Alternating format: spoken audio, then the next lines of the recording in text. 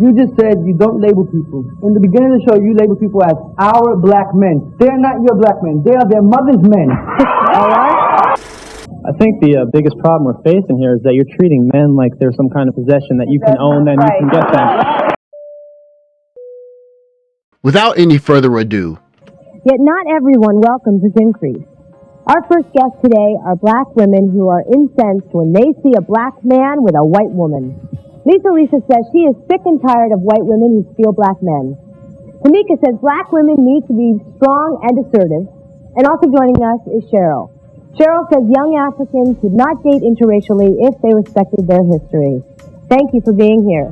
Now, why do you feel that white women should not date black men? I want to ask each of you. I'll start with you, Cheryl.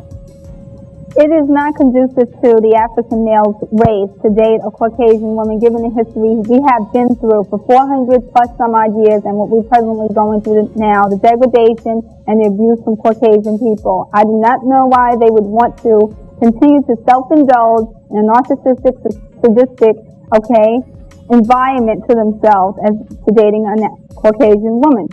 They're not going to benefit from it, but getting themselves into a lot of danger. Okay, Tamika, what do you think? Well, the women that I know of my generation, there aren't a whole lot of black men out there that we assume are eligible. So I think white women... Now, notice those 90s talking points. And one reason I really like going back to 1990s shows is because it was ubiquitous. You just hear it. Like, there aren't any good men out there. And it's just an accepted fact. And you'll notice that there's no pushback in terms of where the stats or how many guys are in college or not, the troubled guys that they're always alluding to. It was just accepted. And who date black men are taking our men from us. And in order for us to deal in our community to effect a change, starting from the nuclear family, we've got to have a brother and a sister working on that. Why do you think that there aren't enough black men to go around? Well, now we all know the realities. Yeah. We know about prison. We know about drugs. We know about gang warfare. We also know about homosexuality. Look at that. Look at his face. You see that? Now, even in the 90s, there are guys who are saying, come on, man. There's some of this is not adding up. But that eyebrow there says quite a bit, does it not? Those are realities that we can't dismiss. So of the black men that are still walking the streets that the sisters have a chance to deal with, if a white woman is batting her eye instead of dealing with someone in her own race, then we have a problem. Mm-hmm. What are we supposed to do? Mm-hmm. Now, this just shows the temperature of the 1990s.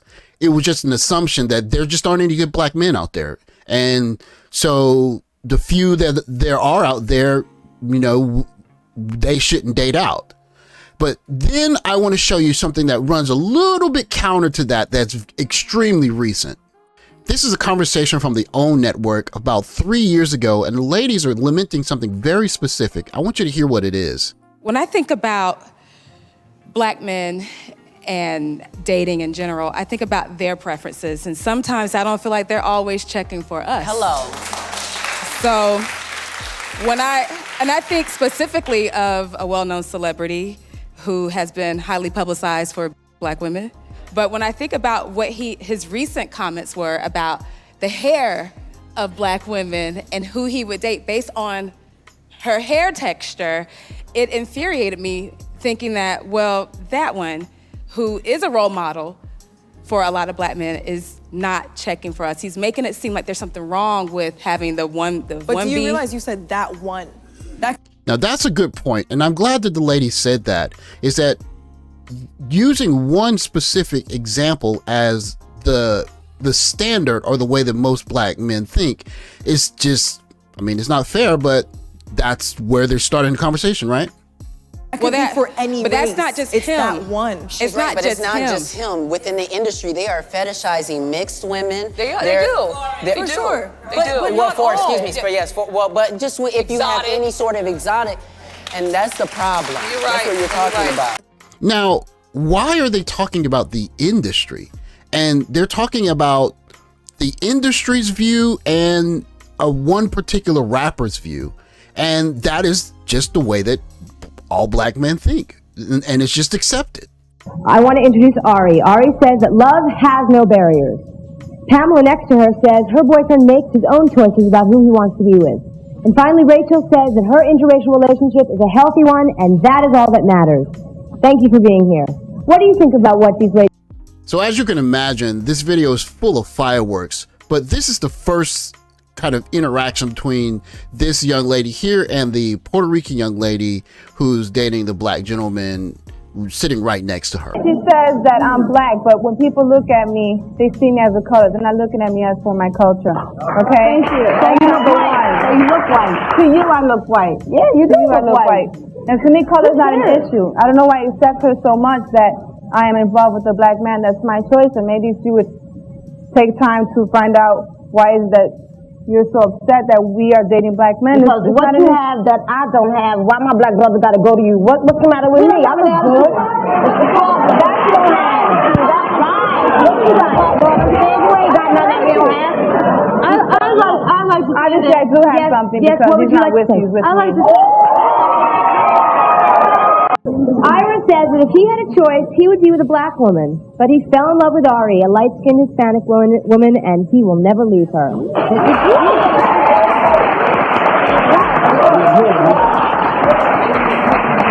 Wilbert says he and Pamela are a living example of what Martin Luther King preached. And Antoine says that despite the myth that when black men get rich, they choose white women, Rachel loves him rich or poor. Welcome, gentlemen. Ira, why did you fall in love with Ari? Well, Ari and I had a lot of things, that were in common in terms of being athletic, being likes to dance. I mean, she was a woman that just, we just clicked. It wasn't my choice to get involved with somebody outside of my race, because if I could have picked an ideal world, maybe I would have been with a black woman. However, it just wasn't like that. Ari is beautiful. She's everything I wanted in a woman, and it's the best thing for me. I'm so happy with her.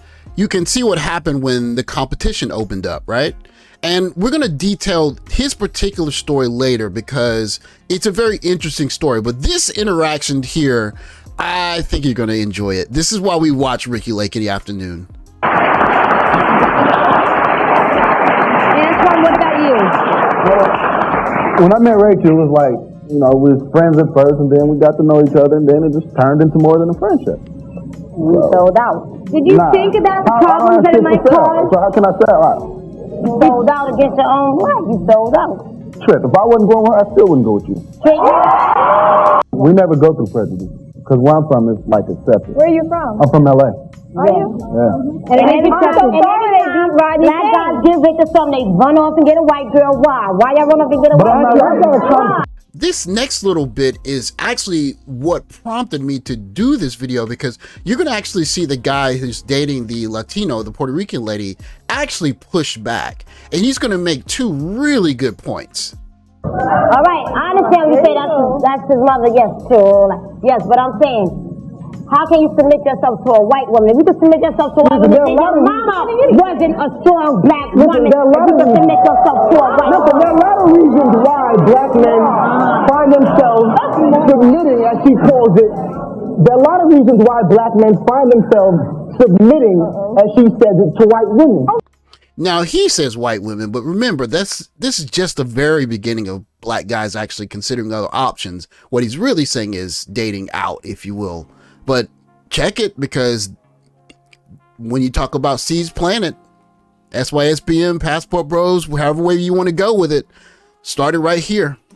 In actuality, what we should look, rather than find so much time arguing and being mad and dividing the race who does so, what you should do is look within yourself and find out what attitudes am I giving off? What attitudes?